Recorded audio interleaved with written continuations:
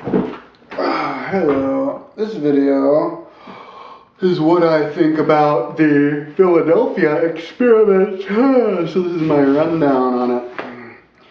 I just watched, I think, a 17 or a 22 parts interview of Al Bielek, who was the guy that movie Philadelphia Experiment was based off of. You can rent it. In fact, I think I shall rent it one of these days, soon, tomorrow, if I remember. Now, the Philadelphia Experiment is in 1942, the U.S. Army was experimenting with making ships invisible so that we could win the war. Invisible to radar. So, I think Tesla actually invented the whole idea. And what they did, as far as I can remember from the interview, is they got these huge copper cables, copper wires, thick ones, shooting off in certain configurations off the front of the boat, their warship, going in big spirals, spiraling down. Now I think maybe even the Fibonacci sequence in the shape of a pine cone, you know, starting big in the top and going down to the bottom and making these huge, like 20 feet high or something. I can't remember exactly, but they had one in the front. They had like some on the sides, one on the top, a bunch of these. And then they pumped a ton of energy through them, of electricity. A ridiculous amount of electricity through them. And so they thought that maybe it would create some kind of force field around it that would make the boat not reflect the radar. So they did that in the bay of the river, some river, Philadelphia, I guess. A few miles down, 6 miles down from Philadelphia. And so the boat disappeared to radar, but it also disappeared to the site. It completely disappeared. It didn't even have the hole in the water from the boat. The water was just flat. It went into another dimension. And nobody expected that to happen. And there was no radio contact. 4 hours later, the boat suddenly appeared, but there was still no radio contact. So they aborted the boat, and they found all of the sailors on there. A bunch of them were melted into the ship. Arms were inside the ship, and they were dying. And then the ones that weren't inside the ship were fading in and out of visibility. One guy, his arm was invisible. And they had to bandage it up. So what happened was they were in this other dimension, and they walked into their ship because they didn't know where the ship ended and where they ended. And then when they came back into this dimension, third dimension, they were in the wrong place and they just got frozen there. So now Al Bielek, when this happened, they found themselves on the ship and all they saw was a purple haze.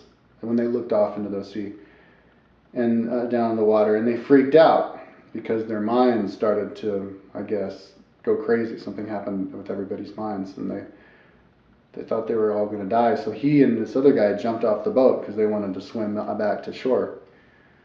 And so a couple of guys jumped off after them, and they never were seen from again. But Al Bielek and this other guy,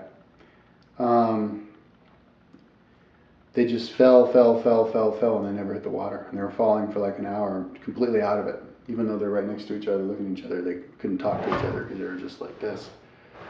And then they passed out. And when they woke up, I think they were in 1984. Well, that's the movie. I think what he says is when they woke up, they were 300 years in the future, and they were inside of some like installation, military installation or something, and they had like people there, and they were there for 3 months.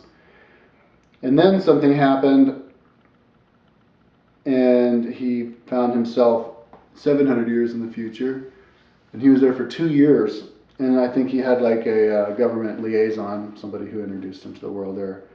So somehow it was orchestrated. Somehow they found him and this guy, so I guess what happened was somebody decided, since they jumped off, somebody rescued them from the future. Somehow the ship went into the future, and something. He doesn't know what happened. So they yeah, they gave him a job as a tour guide, and he says in the future, 700 years in the future, I think he said there's only 500 million people on the whole planet, and we have floating cities, anti-gravity cities, um, that have these anti-gravity drives that keep them floating. And his job as a tour guide, and he says that there wasn't really money. There's just, you have just different jobs that are easy to train you, and then you do it, and that was his job. And then something happened, and he was sent or back to 1942. So he came back to 1942, and he lived his life from there. And he says that all the sailors that were involved, they died like within a year of radiation, and then a few of them were sent to the funny farm, and then a few of them, and then the ones who weren't like him, they were. He says they had their memories erased, and so, but he doesn't remember a lot of the details. He just remembers it kind of fuzzy, and I guess that's why he didn't give a whole lot of details about 700 years in the future. But he said also about 700 years in the future that we grew food inside and in buildings, and that's actually what I envision in my mind. When I was in Boulder, there's this new technology called aeroponics, and they have this thing called aeroflow, which is really cool, and it grows plants right out of the air. And so, I think we're going to be vegetarian in the future, because killing animals is bad, and it doesn't make sense economically. But the best way to grow plants is inside, so that you don't have to use pesticides.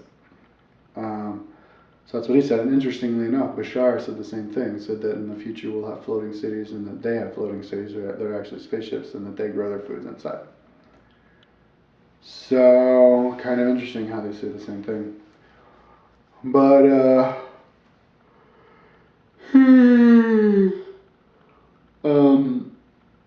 so that's the Philadelphia experiment. And I got all this information from Al Bielek. He has like 22 parts. This interview. And he definitely talks with a lot of conviction. I have trouble believing that the government wipes people's memories, but I mean, I think it's possible to do that with all the technology we have, and if it's possible, I definitely wouldn't put it above certain people to do that. So I don't know. I'm not going to go into conspiracy theories though, but that's just what I got from the Philadelphia experiment. As far as time travel goes, I think it's possible. If you think about parallel universes, you go in the future of somebody else's universe, not yours. So maybe that's what he did.